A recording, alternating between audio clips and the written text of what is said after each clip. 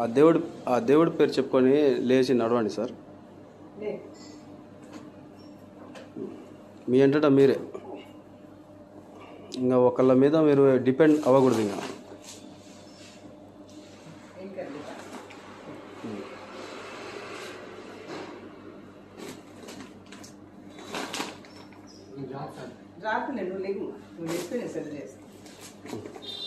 లేండి, మోకాళ్ళ మీద బరువేయండి.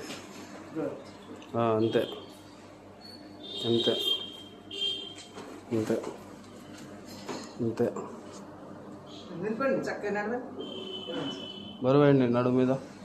మళ్ళీ పక్కకి నడుస్తున్నా విసెస్లో లైట్ వేస్తాను. నడుస్తావు నువ్వు, నడిచేసి ఇద్దరు నడిచి సపోర్ట్ గురించి చెప్పుకుంటాను స్వామి.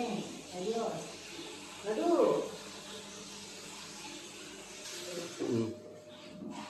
ఇలా ఇప్పుడు ఎలా ఉంది సార్? కాళ్ళు, నడుము పర్వాలేదా? దేవుడి దయ వల్ల ఫ్రీగా ఉందా? ఇంతకుముందు కంటే టైట్నెస్ తగ్గిందా? ఇది ఎనమా కొంచెం చూడండి సార్, ఇది ఎత్తు అనిపిస్తుంది సైడ్ నుంచి చూస్తుంటే. అంటే పైన లాగారు కదా.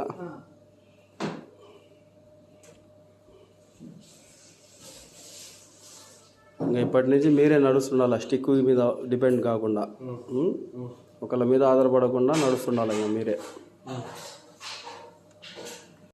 దేవుడి పేరు చెప్పుకొని చేయలేపండి సార్. ఈ చెయ్యి ఎంతవరకు లేస్తుంది అంతవరకు. ఇది సూపర్. ఇంతకుముందు ఇలా వచ్చిందా? టైట్నెస్ తగ్గిందా? ఇక్కడ ఇక్కడ చేయి లేపేటప్పుడు ఇక్కడ బిగుసుకుంటుందా?